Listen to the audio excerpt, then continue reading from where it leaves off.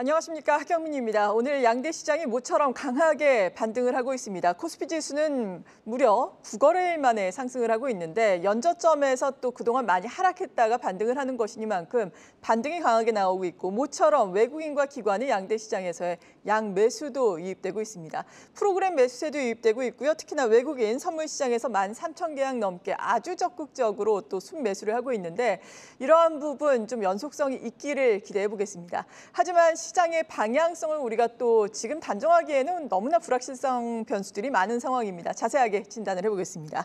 키움증권의 한지영 연구위원입니다. 안녕하세요.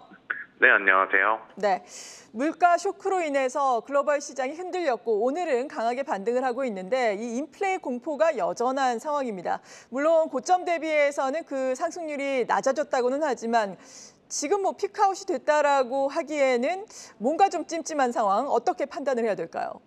네, 잘 지적해 주셨는데요. 저도 동의를 하는 게 인플레이션 지표가 미국 소비자 물가 기준으로 수치상으로는 지금 꺾인 것은 맞지만 세부 내용적으로 봤을 때 불편한 것들이 조금 있습니다. 지금 현재 인플레이션은 단순히 공급난이나 혹은 우크라이나 사태 이런 것들 이외에도 지금 사회 전반적인 품목에 걸쳐서 광범위하게 일어나고 있다라는 점이 이번 소비자 물가에서 조금 느낄 수 있었던 불편한 부분이고요. 그렇게 되다 보니까 지금 시장 참여자들 입장에서도 아직까지는 피크아웃에 대한 공감대가 제대로 형성이 되지 못했고 또 더 중요한 게 연말까지 유의미한 인플레이션 레벨 다운에 대한 자신감도 부족한 것으로 보입니다. 하나 좀 사례를 들어서 말씀을 드리면은 올해 초에 시장에서 예상했었던 연말 미국의 소비자 물가 컨센서스는 2%대 중후반 정도가 되었었는데 5월 현재 컨센서스를 확인해 보면은 5%대를 상회하고 있는 상황입니다. 그래서 인플레이션이 생각보다 빨리 낮아지지 않겠구나라는 것들이 저는 최근 시장 불안의 핵심이 되지 않나라고 생각을 하고 있고요. 따라서 오늘 모처럼 반가운 반등이 나오긴 했지만 당분간 여기 청취자분들, 투자자분들께서도 유가나 곡물, 주거비 혹은 외식 물가 등 인플레이션 관련한 매크로 데이터들의 가격 변화를 확인해 나갈 필요가 있다라고 보고 있습니다. 더 나아가서 그동안 연준 위원들은 상대적으로 시장에서 신뢰를 많이 잃었었는데 앞으로 예정된 발언을 통해서 정책과 또 인플레이션을 바라보는 시장과의 간극을 축소시켜 나가면서 신뢰를 회복할 수 있는지도 중요해졌다라고 저는 생각을 하고 있습니다. 네, 앞으로 또 인플레 관련한 데이터에 더욱더 촉각을 곤두세우고 지켜보자라고 말씀을 해주셨습니다. 그리고 달러화에 대한 원화 환율이 1,290원을 또 찍고 내려오지 않았습니까? 이 부분과 관련해서는 1,300원 돌파를 한다면은 시장이 워낙 불안정하다 보니까 지금 이러다가 위기가 오는 것이 아닌가, 외환위기 이런 얘기도 있는데 여기에 대한 생각은 어떻습니까? 네, 이 기술적인 관점에서 보면은 정말 그냥 무주공산이죠. 상단이 완전히 뚫릴 정도로 가늠이 안 되고 있는 이러한 상황인데 솔직히 저는 상단이 어디까지 갈지 정확히 몇 원대까지 갈지 이거는 예측하기가 어렵다라고 생각하고 있습니다. 다만 드리고 싶은 말씀은 외환위기 가능성은 희박하다라는 점을 좀 강하게 말씀을 드릴게요. 근거를 조금 더 부연 설명해서 말씀을 드리면은 정말 우리나라가 외환위기가 오려면은 일단은 외환보유고가 바닥나야 되고 경제 성장률도 마이너스를 기록해야 되며 또 기업 실적도 완전히 망가져야 됩니다. 그런데 지금 말씀드린 제가 숫자를 한번 체크해서 알려드릴게요.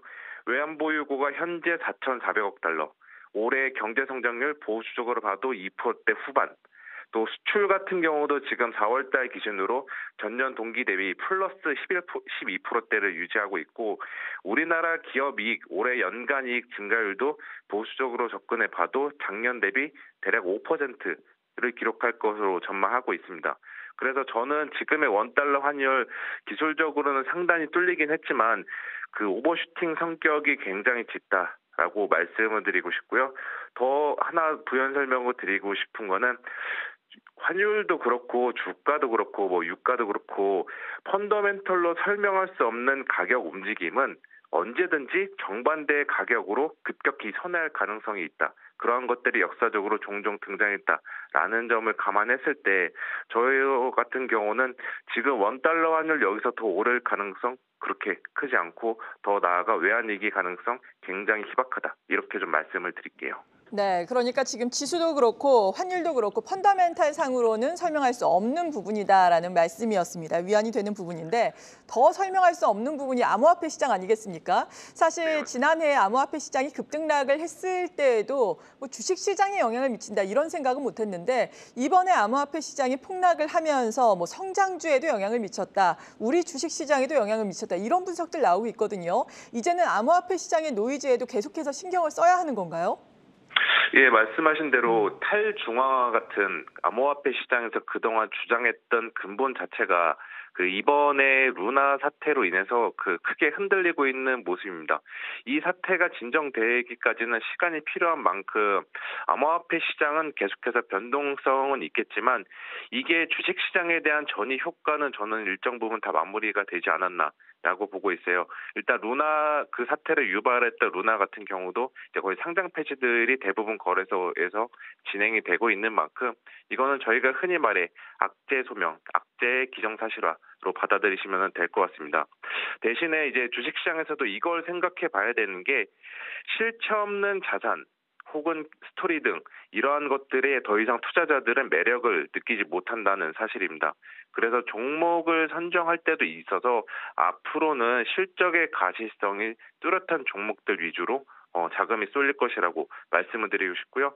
이게 조금 추상적인 것 같아서 구체적으로 말씀을 더 드리면은 지금 뭐 한국 증시나 미국 증시나 고밸류에이션, 고 PSR 주와 같이 성장주들이 주가가 단기간에 엄청 급락해서 지금 들어가 볼 만한 그 구간에 있는 것은 사실이지만 저는 일시적인 반등에 그칠 가능성이 높다라고 생각하고 있습니다.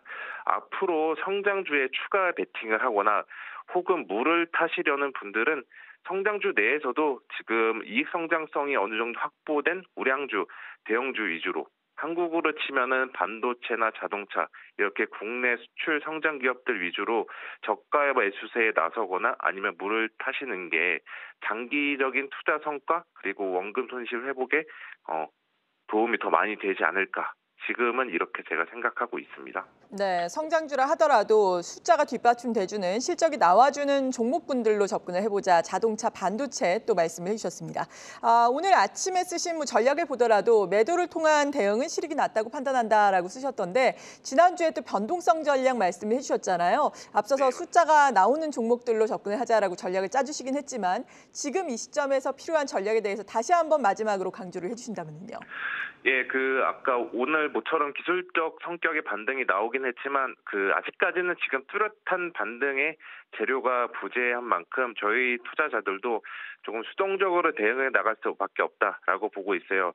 대신에 저는 코스피가 2,600 이하의 구간, 2,500 이 초중반 구간은 거의 바닥권에 도달했다라고 자신 있게 말할 수 있는 구간인 만큼 저는 여기서 지수 같은 경우 기준으로 놓고 봤을 때 저희가 모르는 돌발 악재가 터지지 않는 이상은 현 시점에서는 추가 하락 여력은 크지 않다라고 보고 있고요.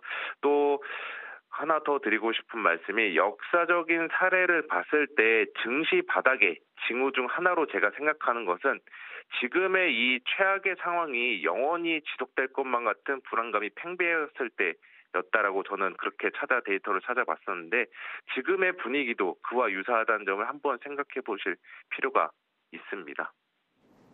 네, 생각을 해보겠습니다. 키움증권의 한지영 연구위원이었습니다. 고맙습니다. 네, 감사합니다.